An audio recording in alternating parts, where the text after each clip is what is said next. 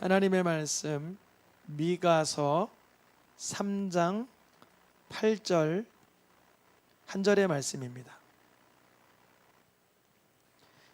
미가서 3장 8절 제가 앞부분 읽고 우리 성도님들이 뒷부분 이렇게 읽어주시면 되겠습니다. 오직 나는 여호와의 영으로 말미암아 능력과 정의와 용기로 충만해져서 야곱의 허물과 이스라엘의 죄를 그들에게 보이리라. 아멘. 우리 합독해서 한 번 더 읽어보겠습니다.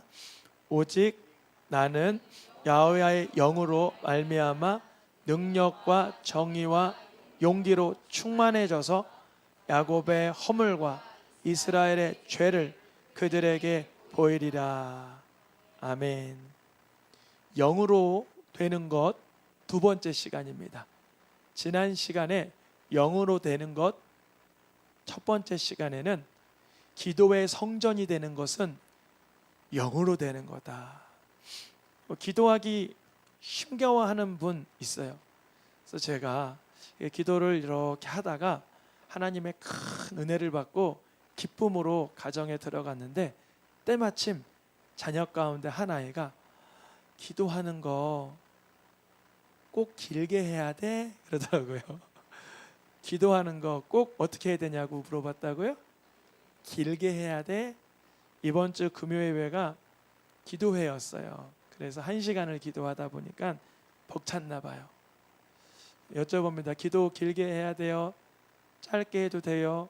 어떤 것 같아요? 여러 생각들, 대답들이 머릿속에 오가실 텐데 우선 길게 한다는 것은 많이 한다는 거고 에너지를 많이 쓴다는 거죠. 그러면 그만큼 기도의 에너지를 활용하는 거죠. 귀한 거죠. 때로는 짧게 할 수밖에 없는 환경도 있지만 길게 기도할 수 있을 땐 연습이 돼야 돼요.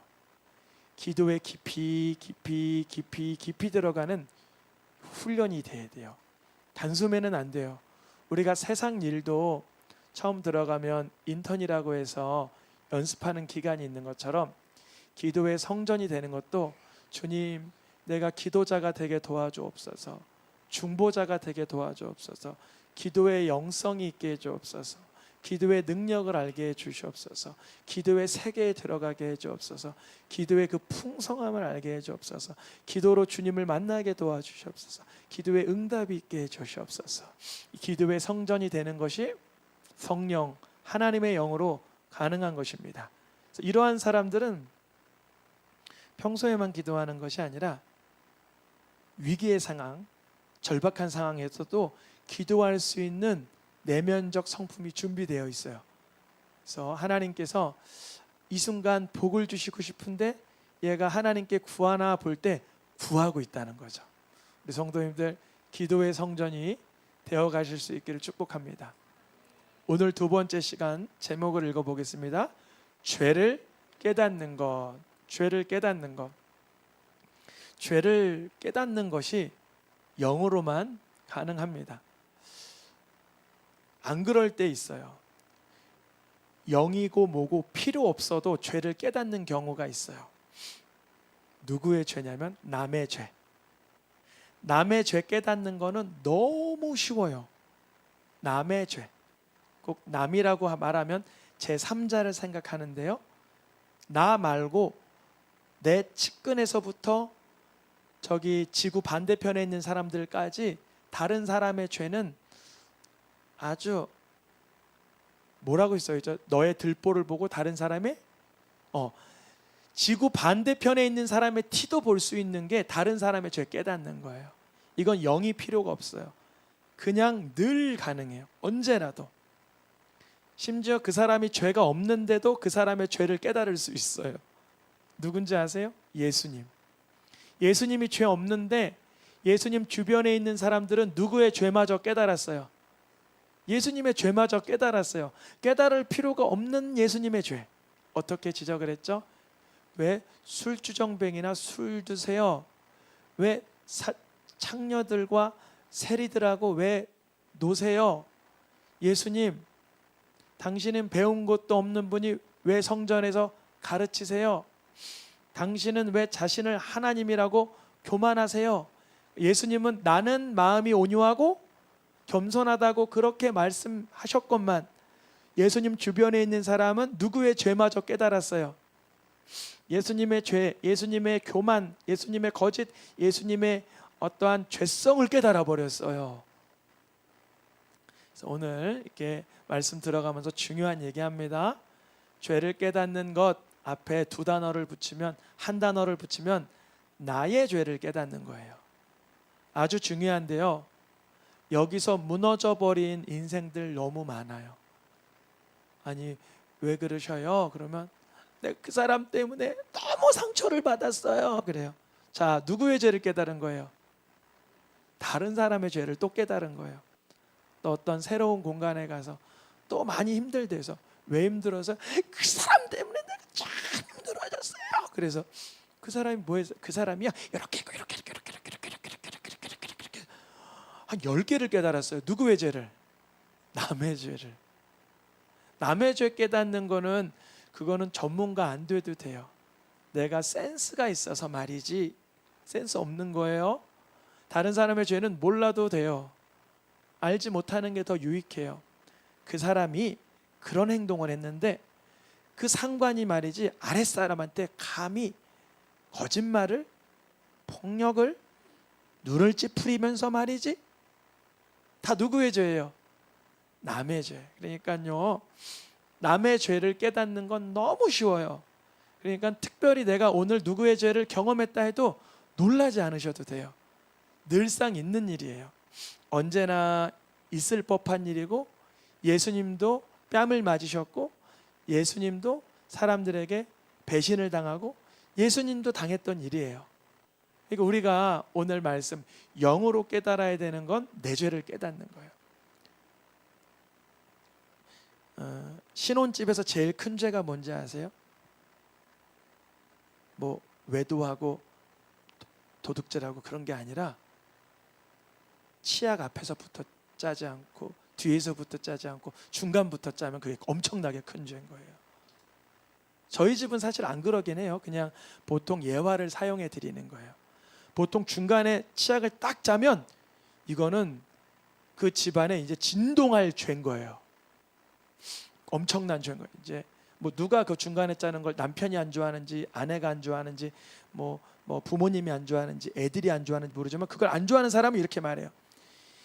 이렇게 짜면 다음 사람은 얼마나 고생해야 되고 남은 양을 짜려면 얼마나 고생해야 돼. 당신이 알아?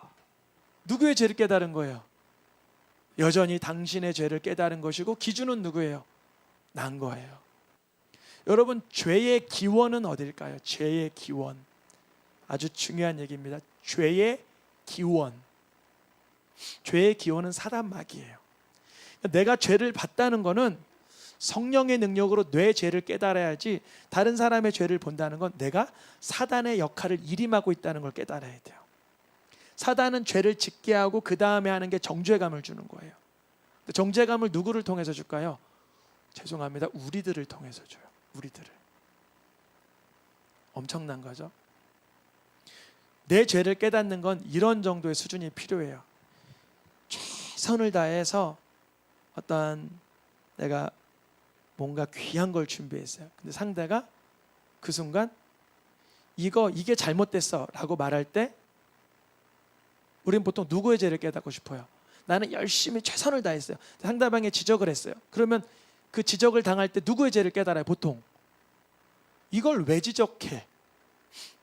당신이 그거는 나무란 당신이 잘못된 거야. 이렇게 되죠 보통은. 근데 영으로 성령으로 사는 사람은 누군가 정죄를 할 때 그 사람으로 인해서 내가 비참해지는 마음이 생기고 자존심이 구겨지고 마치 먹똥으로 먹칠당한 그런 기분일지라도 그 순간 이렇게 물어보는 거예요. 주님, 나의 죄가 무엇이었습니까? 그럼 이렇게 알려주세요. 너 그거 열심히 준비할 때 인정받고 싶었지? 인정 욕구로 살아가지 말고 하나님만 경외해라. 공감 못 하시는 분들도 있고, 맞아, 성령으로 사는 거지. 죄를 깨닫는 거는 아주 치약을 짜는 작은 일에서도 누군가 다른 사람이 죄를 깨닫고 앉아 있는데, 극악무도하고 치명타를 당한 처절한 환경 속에서 성령의 사람은 내 죄를 깨닫는 거예요. 그게 바로 오늘의 말씀의 핵심인 거예요. 그렇기 때문에 우리는 죄를 깨닫는데 성령의 능력이 필요하다고 구하셔야 돼요. 수많은 이단 종교 사이비들은 죄를 깨닫게 하지 못합니다. 왜냐하면 기준이 없기 때문에. 우리의 기준은 예수 그리스도예요. 예수님께서 뺨을 맞으실 때 어떻게 하셨지? 예수님께서 다른 사람에게 이렇게 내몰림 당할 때 어떻게 하셨지? 예수님은 극도로 외롭고 심각한 고통이 찾아올 때 어떻게 하셨지? 내가 신이냐? 어떻게 내가 예수처럼 살아? 그렇게 항변하고 있다면 죄송하지만 예수님을 안 믿는 거예요. 나의 구주로 안 믿는 거예요. 예수님을 나의 구주로 믿는 사람은 어떻게 예수님이 살아가셨는가가 생애 최대의 관심사인 거예요. 우리는 무슨 생각을 하냐면, 옆집은, 윗집은, 내 친구는, 내 동창은 기준을 누구 삼으려 그래요? 내 주변 인물들을 기준 삼으려 그래요. 야, 그 정도면 말이지 하면서 기준을 내 주변에 있는 일상에서 찾아보려고 해요. 그리고 내 죄를 깨닫지 못하고 상대의 죄를 또 찾아보려고 하는 게 우리의 인생관이에요. 그리고 내가 그 순간 뭔가 의로워지고 싶어요. 한번 잘 집중해서 드세요. 남성분들 특별히 정치 얘기를 보면서 절대 누구를 험담하지 마세요. 그건 죄송합니다. 그거는 내가 못났다라고 얘기하는 거예요. 왜 그런지 아세요? 그거는 내가 그 자리에 없기 때문에 경험해보지 못하는 얘기를 그냥 비난하는 것뿐이에요. 누군가 정죄하고 판단하기보다 묵묵히 기도 자리를 지키시는 게 주님 정말 기뻐하시는 사람이에요. 누구의 죄를 깨달으라? 나의 죄를 깨달으라. 그럼 나의 죄를 깨닫기 위해서 무엇이 필요하다? 성령의 능력이 필요하다. 성령과 딱 대치되는 단어를 간혹 성경에서는 술을 사용할 때 있어요. 성령의 충만함을 받으라. 어디에 취하지 말라? 술에 취하지 말라. 술은 죄를 깨닫지 못하게 하고 사람의 지적 능력을 무능력하게 만들어버려요. 그리고 모든 죄를 일반화시키려고 하고 그걸 합리화해서 나를 주장하고 다른 사람은 깎아내리는 그런 상태로 우리를 끌고 가죠. 우리 성도님들의 삶 속에 죄를 깨닫기 위해선 기준이 마련돼야 돼요. 어떤 사람들은 언제 죄를 깨닫냐면 충격이 올 때 죄를 깨달아요.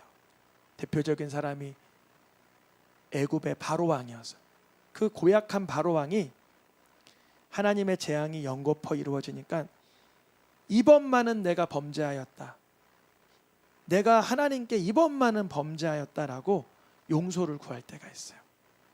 우리 성도님들의 삶 속에 재앙과 충격요법이 아닌 성령의 역사와 말씀의 기준이 있길 축복합니다. 충격요법 말고 또 양심으로 죄를 깨닫는 경우가 있어요. 다윗이 그랬어요. 내 마음이 찔리고 양심이 찔렸나이다. 이런 고백이 있는데요. 중요합니다. 마음과 양심은 부패하고 우둔해집니다. 내 마음과 양심 기준으로 죄를 깨달으려고 하지 말고 말씀으로를 기준 삼아야 돼요. 누가 말씀으로 하나님의 기준으로 살아가는가? 시편 19편 말씀에 이렇게 써 있죠. 읽어보겠습니다. 빨간 글씨만. 자기 허물을 능히 깨달을 자 누구리요? 깨닫는 방법이 밑에 써 있죠. 읽어보겠습니다. 내가 깨달아 주의 계명을 배우게 하소서. 하나님 말씀이 내 속에 배움이 될 때, 암기가 될 때, 암송이 되고 묵상이 되고 팔찌가 되고 기초가 되고 반석이 되고 내 삶의 기둥이 될 때 그 말씀이 나를 조명하는 거예요. 아유, 목사님, 언제까지 자기 죄만 깨닫고 그렇게 죄책감 속에서 살라고요? 아니에요. 성경에서 말하는 죄를 깨달아 알라는 것은 죄책감의 문제가 아니라 이제 성장하는 거예요. 뭐 하는 거라고요? 이전에 경험해보지 못했던 큰 그릇으로 쓰임받는 지름길입니다. 누구의 죄를 깨닫는 거요? 나의 죄. 주님, 나의 숨은 허물을 알려주세요. 숨은 허물이 뭘까요? 옆 사람도 모르고 나도 모르는 허물. 주님, 내게 어떤 숨은 허물이 있나요?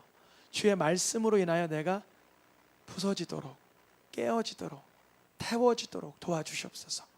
하나님의 말씀으로 나를 가르쳐 주시옵소서. 우리가 하나님 말씀 없을 때, 죄를 깨닫지 못할 때는 넘어져도 어디에 넘어지는지 모르는 삶을 살았었어요. 잠언 4장 19절 말씀에 죄를 짓고 넘어지고 죄에 잡혀 묶여 살고 하나님 미워하는 생각을 하면서도 그게 하나님 미워하시는 줄 모르고 하나님 안 기뻐하시는데 하나님 안 기뻐하는 줄 모르고 넘어지고 또 넘어지고 한 50번 넘어진 뒤에 이런 말을 하죠. 아, 내 인생이 원래 그런가 봐. 나는 이렇게 운명인가 봐. 그래요. 아니에요. 내 죄를 깨닫는 말씀과 성령의 능력이 필요할 뿐이에요. 그럼 어디에 걸려 넘었는지 알게 돼요.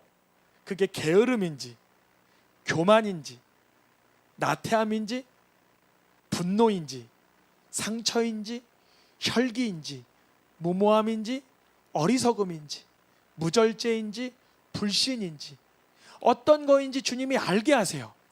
그래서 그 영역, 게으르고 나태한 자가 성실하고 부지런해지고 분노하고 교만하던 자가 온유하고 겸손해지고 어지럽고 어리석은 자가 지혜롭고 현명해지는 놀라운 축복을 경험하게 되는 거예요. 앞에 있는 저는 하나님의 변화받은 모델입니다. 무슨 모델이냐면 제가 옛날에 주민등록 사진 보면 눈이 이렇게 올라가 있어요. 예수님을 구주로 믿고 나선 내려오기 시작하고 예수님을 믿기 전에는 말을 엄청 더듬었지만 이제는 주님이 평온함을 주시고 예수님을 믿기 전에는 괴팍하고 고약했지만 여전히 그런 허약함도 남아있지만 주님 앞에 온유하고 주의 영광으로 위해 살려고 기도하니 주님이 날마다 내 죄를 깨닫게 하는 거예요. 아이들을 훈육하다가도 여러분 아이들이 못된 이렇게 잘못할 때 부모가 훈육하죠. 훈육할 때 누구의 죄를 깨달아야 돼요? 중요합니다. 아이가 아주 고약한 죄를 저질렀어요. 내가 이제 훈육을 해야 돼요.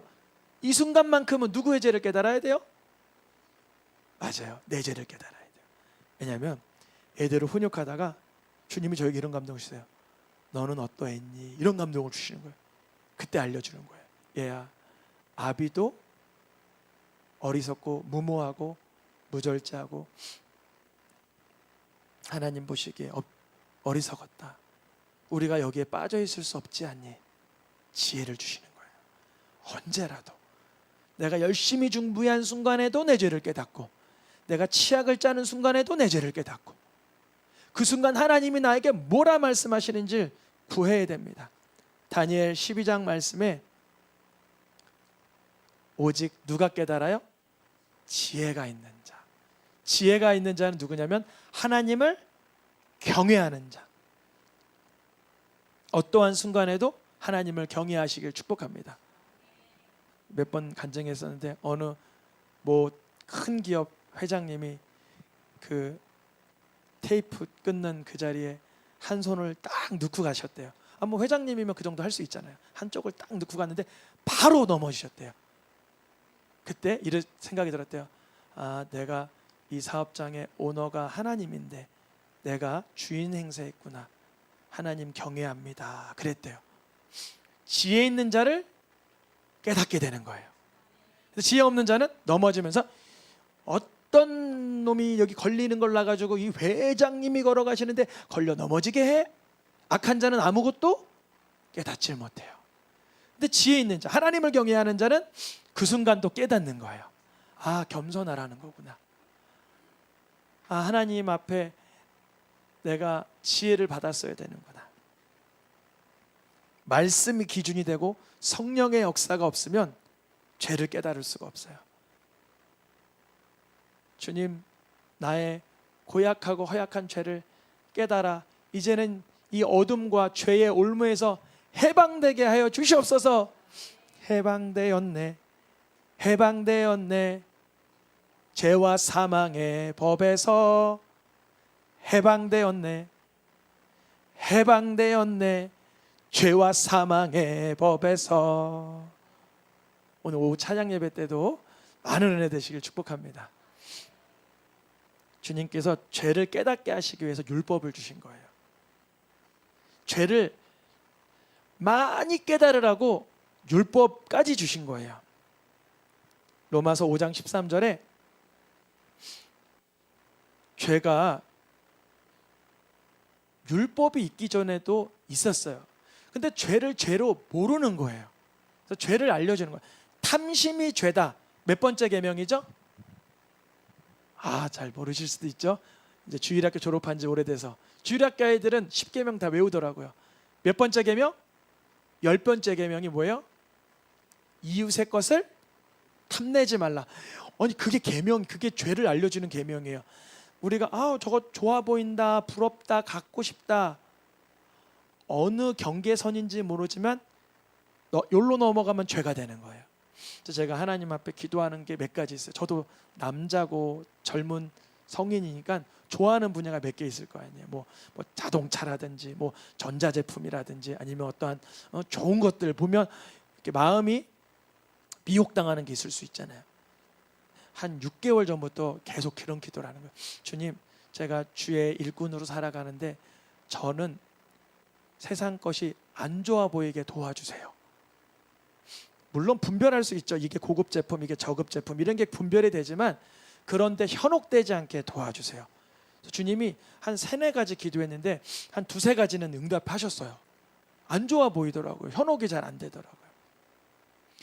말씀이 없으면 내가 현혹당하는 인생을 살 때 그 현혹당하고 탐심이 죄인데 그게 죄인 줄 모르는 거예요.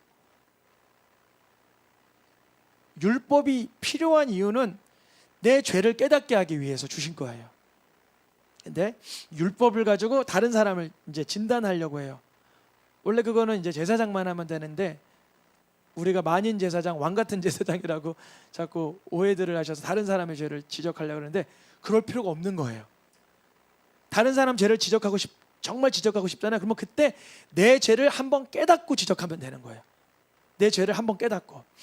만약에 다른 사람이 A라는 죄를 졌어요. 근데 너무 말해주고 싶어요. 그럼 나도 A-1은 깨달아야 돼요. 그리고 얘기할 수 있어야 돼요. 내가 A-1이 나도 그런 죄가 있더라. 근데 그 죄 지을 때 좀 마음이 힘들어지지 않으셨어요? 저도 힘들던데요. 이런 어떠한 내 죄를 깨달은 상태의 대화는 달라요. 근데 높은 자세로 내가 마치 재판관의 위치, 입법관의 위치에 있는 것 마냥 그렇게 살면 안 되죠 라고 말하는 순간 당신 더 잘하세요 이런 말 듣게 돼 있어요. 큰일 나요, 여러분. 다른 사람의 죄를 지적하는 게 문제가 아니라 내 죄만 깨달으면 알아서 깨달을 수도 있어요. 그 사람은요. 그래서 부모가 자녀를 책망 많이 하는 부모보다 저번에만 간증드렸죠. 언어를 못 사용하는 어떤 장애를 가진 부모의 자녀가 훨씬 건강하게 자랄 수도 있어요. 왜냐?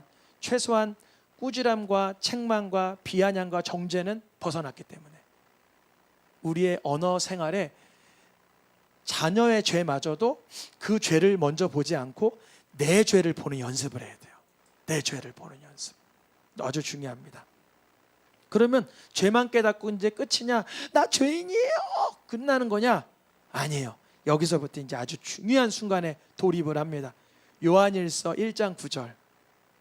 이때부터 필요한 거는 이거예요. 이제 깨달았죠. 근데 깨닫지 못하면 자백할 것도 없어요. 이게 중요해요. 말씀을 통해 내 죄가 뭔지 분명해지고 성령의 조명을 통해 내 죄악상이 드러나야 이게 이제 우선순위예요. 우리가 이제 다른 사람의 죄를 가지고 자백할 수는 없잖아요. 내 죄여야죠. 파란 글씨 말고 보겠습니다. 우리 죄를 자백하면 우리 죄를 사하시고 깨끗하게 하실 것이요. 우리가 이전에 경험해 보지 못한 그런, 여러분 혹시 화장실에 곰팡이 같은 거 있으면 유한락스 딱 뿌려놓고 1시간 지나면 어떻게 돼요? 하얘지죠.